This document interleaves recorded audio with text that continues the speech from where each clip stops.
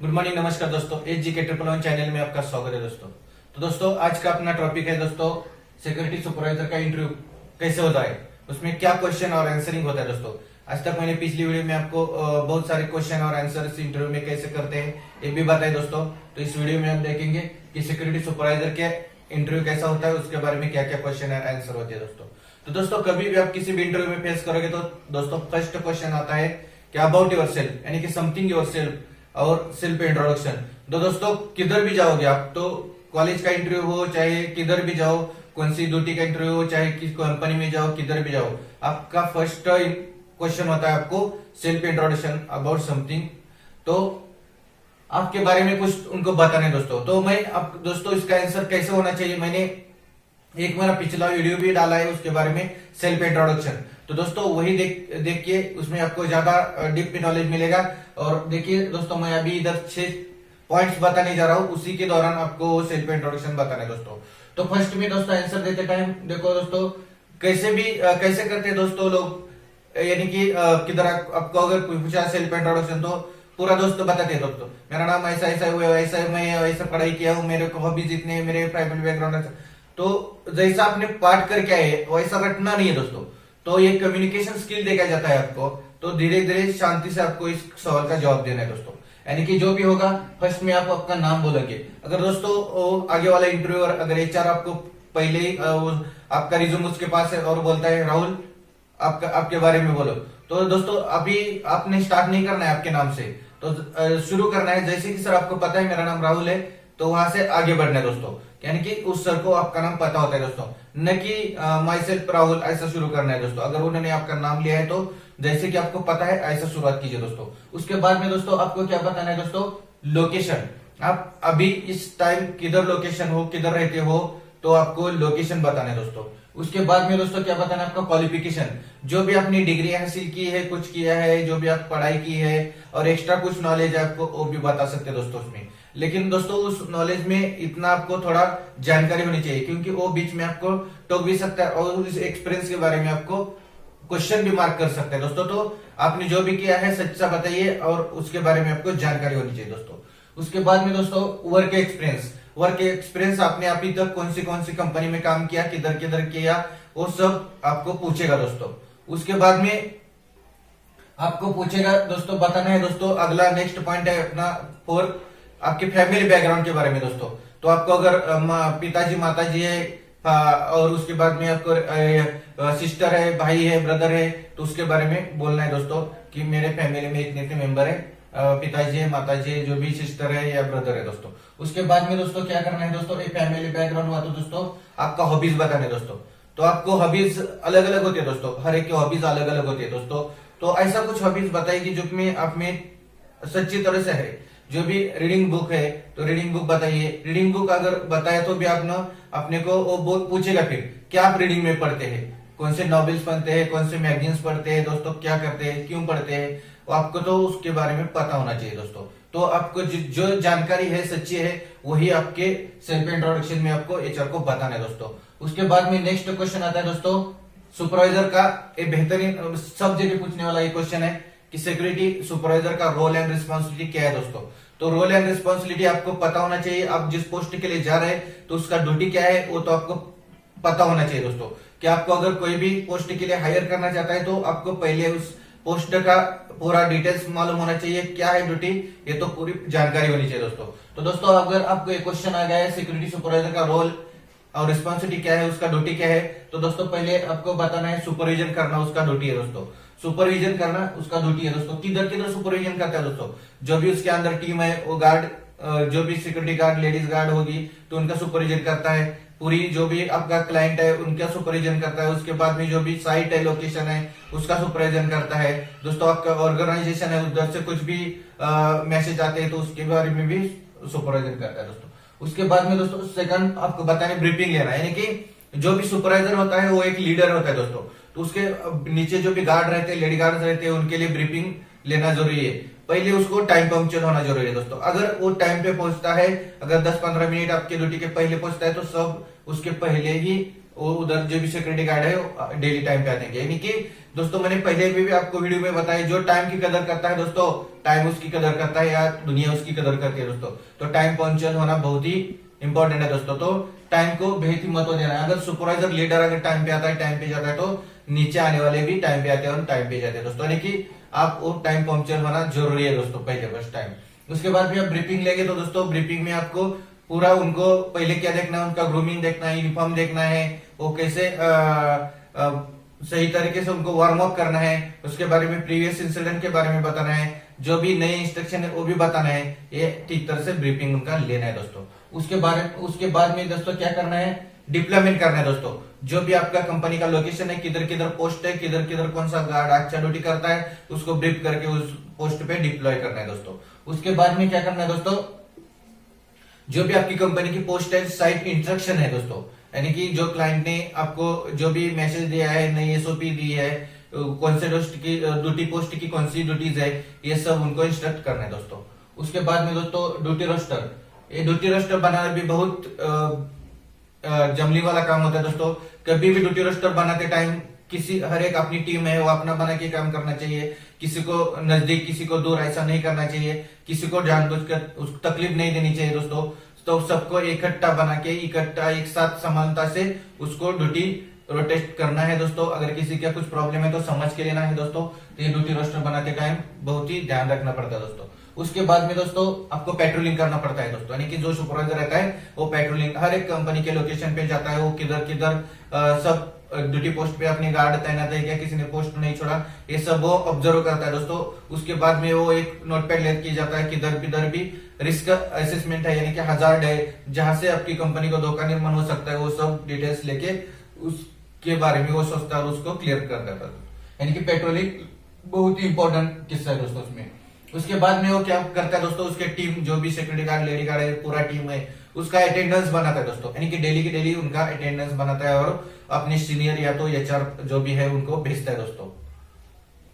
उसके बाद में दोस्तों क्या करता है, वो सीसीटीवी मॉनिटरिंग करता है दोस्तों। कंपनी में सीसीटीवी मॉनिटरिंग करके वो किधर किधर क्या क्या हो रहा है, सस्पेशियस किधर सस्पेशियस मूवमेंट तो नहीं है, किधर अपनी गार्ड पोस्ट पे ड्यूटी कर रहे हैं, किधर क्या गप्पे लड़ा रहे हैं, सब वो सीसीटीवी मॉनिटरिंग से देखता है। अगर कोई इंसिडेंट होता है तो उसका भी रिपोर्ट वो बनाता है दोस्तों। उसके बाद में रिपोर्ट भेजना दोस्तों। डेली हर एक सुपरवाइजर का काम होता है ड्यूटी पे आने के बाद जो भी आपका ग्रूमिंग का रिपोर्ट हो, जो भी नाइट में मटेरियल मूवमेंट हुआ हो, ये सब रिपोर्ट है वो अपने सीनियर ऑफिसर को भेजना पड़ता है उसको, और या तो क्लाइंट को जाता है दोस्तों डायरेक्टली।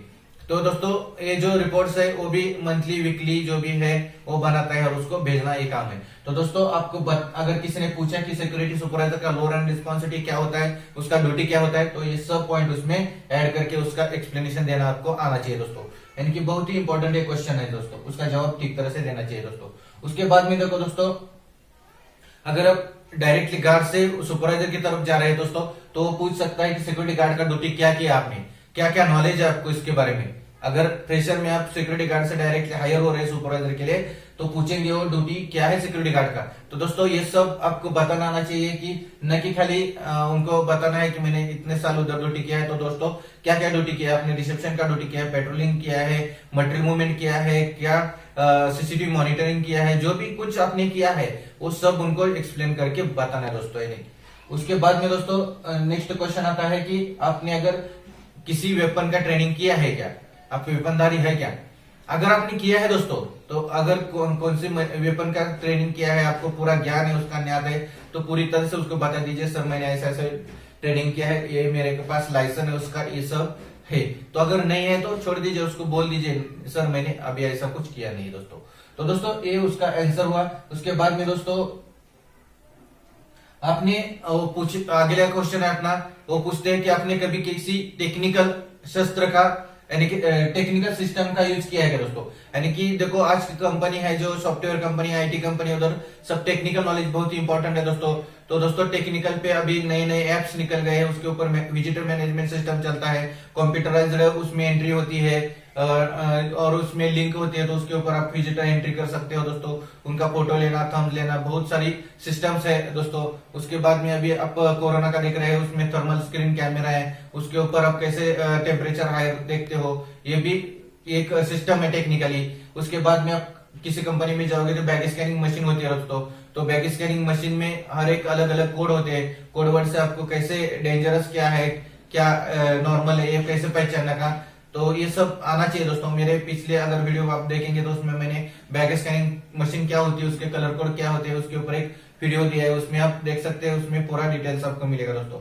तो दोस्तों सुपरवाइजर की ये जो भी इस क्वेश्चन है, तो दोस्तों अपना अगला सवाल, छठा सवाल है, what is best way to conflict resolution. यानी कि दोस्तों आपको पूछा जाएगा दोस्तों कि आप कंपनी में काम कर रहे हैं, तो दोस्तों आपके जो भी गार्ड है, ड्यूटी करने वाले या तो एम्प्लॉयज, उसमें अक्सर झगड़े होते रहते हैं दोस्तों। तो उसको रिजोल्यूशन कैसे करोगे दोस्तों।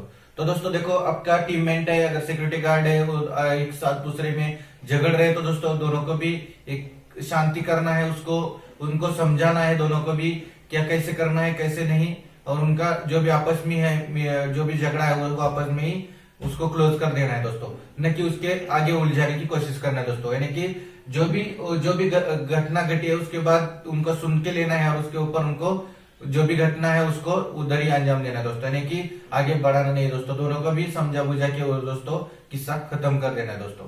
तो दोस्तों उसके बाद में नेक्स्ट क्वेश्चन है, how to encourage your team.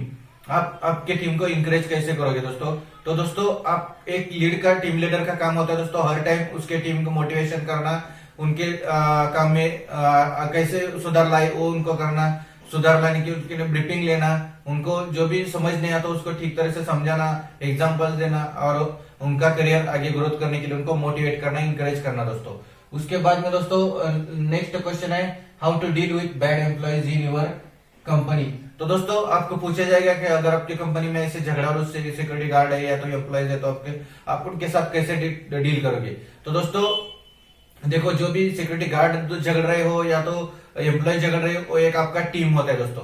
तो उनके साथ सहनशीलता यानी कि प्यार से बातें करनी है, जो भी झगड़ा कर रहा है उनको समझाना है और उधर निपटा देना है दोस्तों। यानी कि न कि वो झगड़ा रहे तो उसके साथ झगड़ा करना है दोस्तों, तो प्यार से उनको समझा के बुझा के वो पूरा किस्सा खत्म कर देता है दोस्तों। उसके बाद में दोस्तों, what relation should you create with police department. यानी कि आप पुलिस डिपार्टमेंट के साथ कैसा रिलेशन मेंटेन करना पसंद करोगे।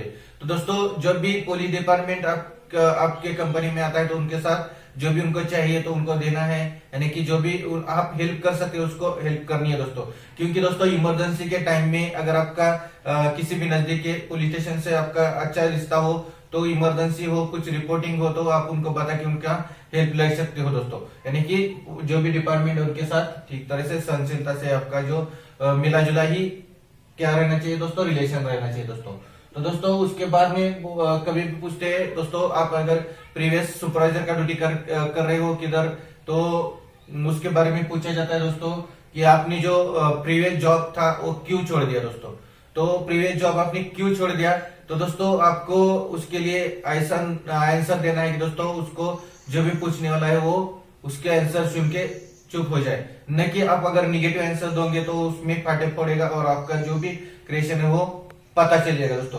तो आपको बताना है दोस्तों, आपने प्रीवियस कंपनी का जॉब क्यों छोड़ दिया, तो साइट टर्मिनेट हुआ या तो जो भी पोस्ट थे वो कम कर दिए। उसके बाद में अगर उधर वो जो भी कुछ प्रॉब्लम हुआ है वो उसका बताना है दोस्तों। यानी कि न कि मैंने पेमेंट के आने से, पेमेंट कम होने जाने से, कुछ झगड़ा होने से, कुछ आपका जो भी हुआ है वो सत्यता नहीं देखनी है दोस्तों। तो आपको आंसर कैसे देना है, साइट बंद हो गई दोस्तों, यानी कि ये जो साइट टर्मिनेट हो गई और जो भी साइट दूसरा क्लाइंट आ गया उधर, जो भी आपको बताना है, ये जो भी आपको आंसर देना है तो निगेटिव नहीं देना है कि आपका निगेटिवेशन पड़े, झगड़ा किया है उसके कारण मेरे को निकाला है, सैलरी कम थी इसलिए मैं निकल गया हूँ, ये तो बातें नहीं बतानी है दोस्तों। यानी कि जो भी रीजन है वो परफेक्टली बताना है दोस्तों। उसके बाद ही आपको प्रीवियस कंपनी से हटा दिया गया है या ऐसा, वो अगर आप जो भी आंसर देंगे तो उससे वो थक होना चाहिए कि आगे आपको पूछना नहीं चाहिए दोस्तों।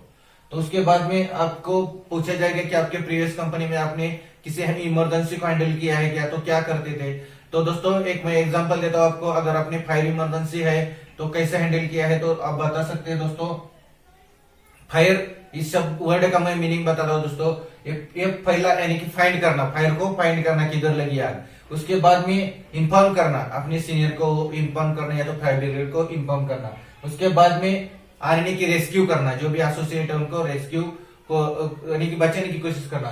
उसके बाद में ये जो है उसको उस फायर को बुझाने के यानी कि इंस्टिगेट करने की कोशिश करना या तो इवैक्यूएशन करना, ये सब उसका ये 4 फायर का मीनिंग है दोस्तों। तो दोस्तों इसका यूज किया तो आप फायर इमरजेंसी में जब भी कोई अगर आग लगी है तो एमसीपी पुल आउट करके ये करके आप अगर आग छोटी है तो बुझा सकते हो या तो दोस्तों इवैक्यूएशन करके सेफ असेंबली एरिया में लेके जा सकते हो। दोस्तों अगर ऐसा कोई किस्सा आपकी कंपनी में अपनी प्रीवियस कंपनी में किया हो, इंसिडेंट को आपने हैंडल किया हो तो नो झिझक उनको बताना दोस्तों।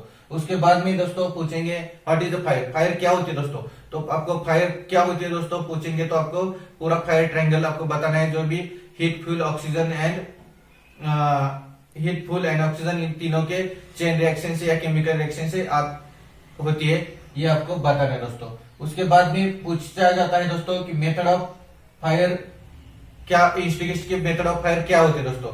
तो आपको बताना आना चाहिए कूलिंग, टारवेशन और स्मॉदरिंग, ये जो 3 मेथड्स है फायर बुझाने के, तो आपको बताना आना चाहिए दोस्तों। उसमें हीट का कूलिंग होता है, फायर का फ्यूल का स्टारवेशन होता है और O2 का स्मॉदरिंग होता है दोस्तों।